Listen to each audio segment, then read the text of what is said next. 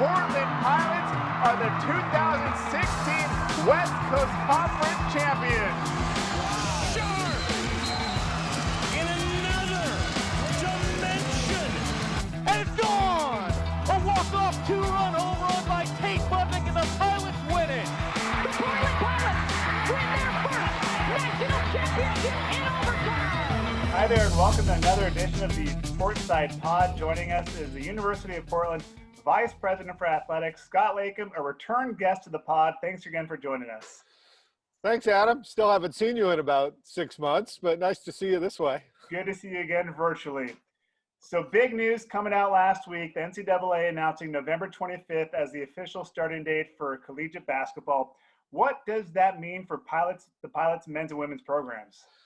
It means we're planning on playing right around Thanksgiving weekend. That's the plan. It's nice to, as you mentioned, it's nice to have a hard start date. I think last time we talked, we knew November 10th was probably not going to happen. There were a lot of options thrown out there.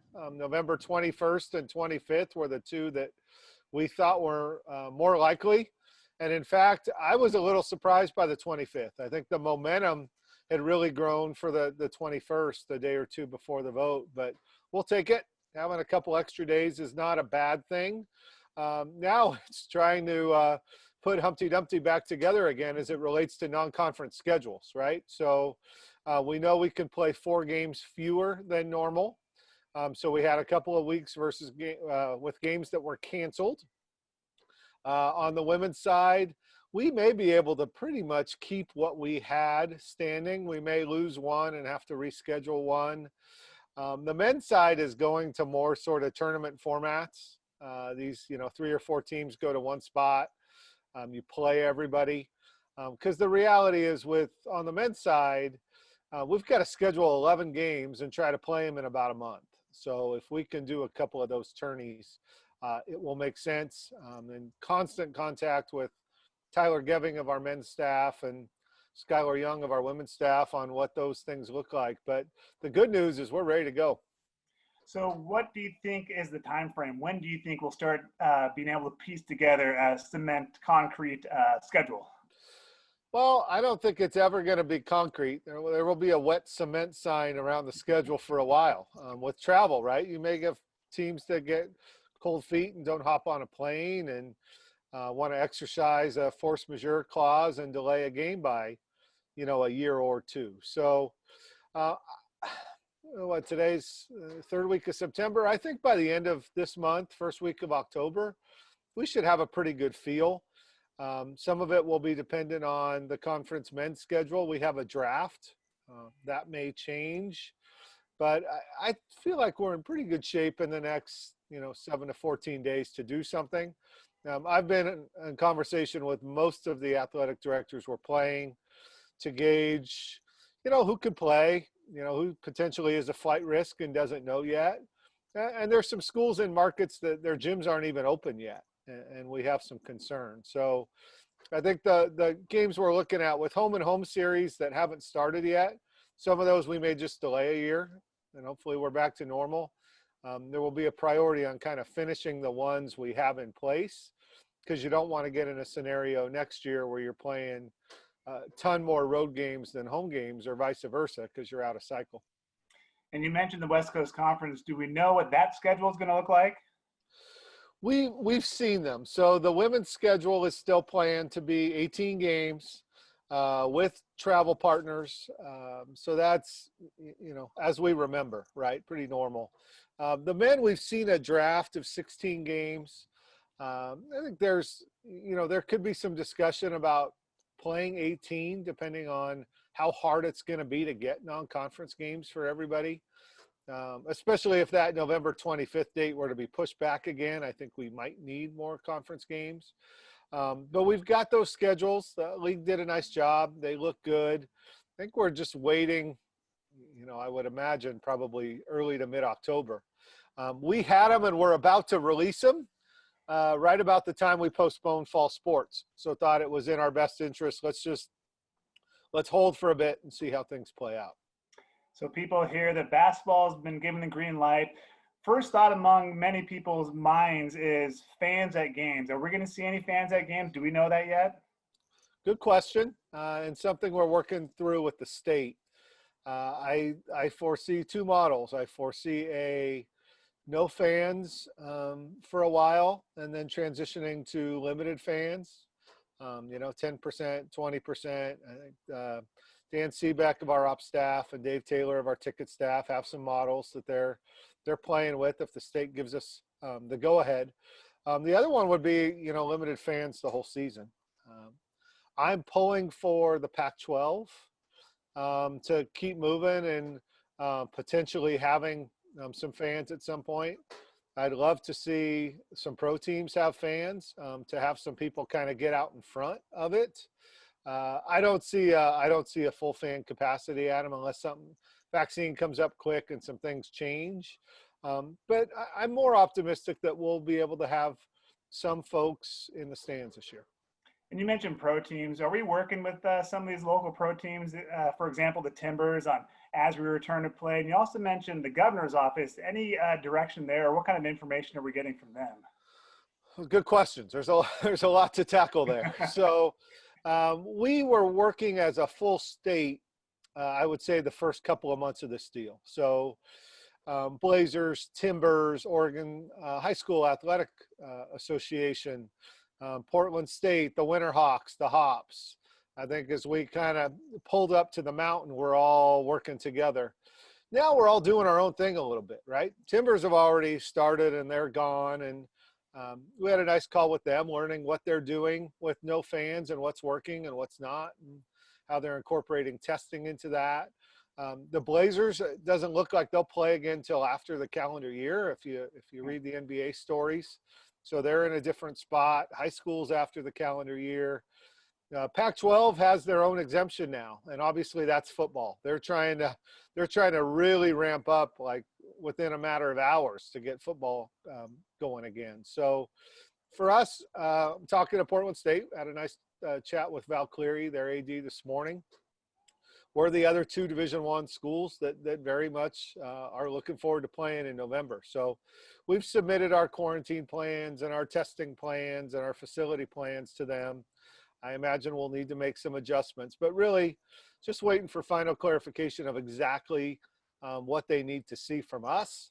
Like, Adam, what that means more than anything is we're just going to have to test a lot. It depends who you talk to, right? The NCAA, I think, is going to ask us to test 3 times a week. State of Oregon may do more than that. But we're very much working with both groups. On the state, we've been in constant contact with the governor's office, the county, Oregon Higher Education. They've all been very supportive. The thing I continue to appreciate the state of Oregon, it's about science more than anything else, and making sure case numbers and infection are in a place where it's safe to come back. We received a document, actually received it 2 times last week with some edits, of college sports re-socialization guidelines for the state. And that's been my whole morning today, really talking to other folks about, how did you read this? How did you read that? It's a great document. It's 8 pages long, but as you've learned, Adam, you get these documents and then women's soccer has these 5 questions and volleyball has these 5. So really the document could probably be 40 pages and not answer all the questions we have. So digging through that to see what flexibility it gives us to expand some practices. And I'm sorry for the long answer, but I think the other piece that's important is the NCAA has one set of tiering for sports. So for them, soccer and basketball, and there's a lot of sports in that high risk tier. In the state of Oregon, the only sport in our high risk tier for us is basketball. Soccer and baseball and everybody else are in the middle. So juggling those 2 pieces is tricky. What it is, and what it gives us some flexibility, I think, to do is for the medium tier sports and lower tier sports, which is everything but basketball, we'll be able to get back to fairly normal training sooner rather than later, because there's not a lot of contact in those sports. We're still no contact with basketball. We're doing everything we can without that. But obviously we'll need to be able to move forward to get a season started soon. And you mentioned these other sports. So we have the starting date for basketball established. Do we know what the spring looks like now for the postponed fall sports? Yeah, we're starting to get a picture of it in terms of what dates look like. So think of it this way: the NCAA in the NCAA championship cycle. So you've got your basketball Final Fours in late March, early April, right? And then you've got track, college baseball World Series, college softball World Series in that kind of mid-May to mid-June. So in between basketballs and baseball, softball, track, they're going to try to jam volleyball, cross country, soccer, all of those in kind of the 6 weeks where there's not as much going on with the NCAA. So it looks like volleyball will start end of January-ish. Soccer's are early February. Cross country sort of bouncing around. 3 weeks ago, if you and I would have talked, I thought cross country was done. I didn't think there'd be an NCAA championship. Now it looks like we're going to have one. So trying to figure out what that looks like. Seasons will be different. Remember that all these athletes, that this will still be a redshirt year for them, even with competition.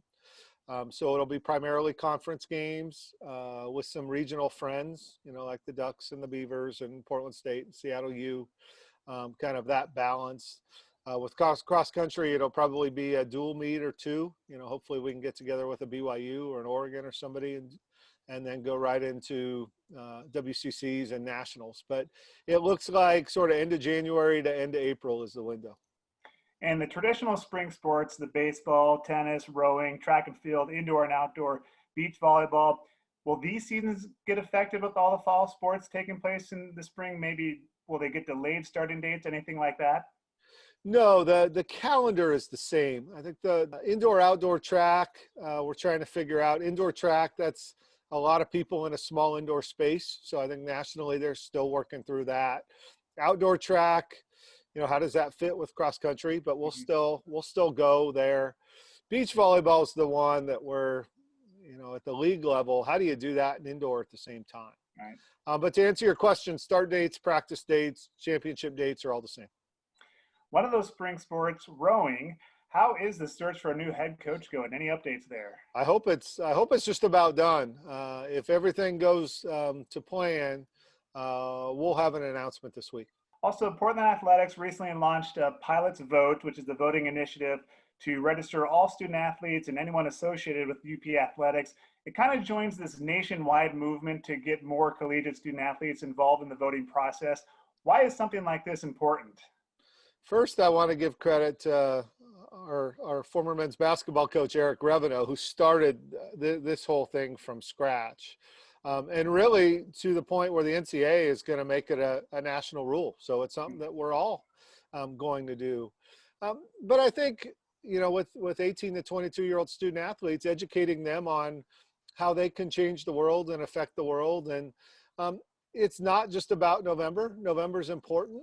But it's teaching our student athletes that they have a chance, 2-3 times a year to decide who their city council people will be and who their mayor will be and senator and congressman and what their property taxes will be like and everything else. So just learning that process. And the great part about the country and the state we live in is we can impact it. Scott Leykam, the Vice President of Athletics at the University of Portland.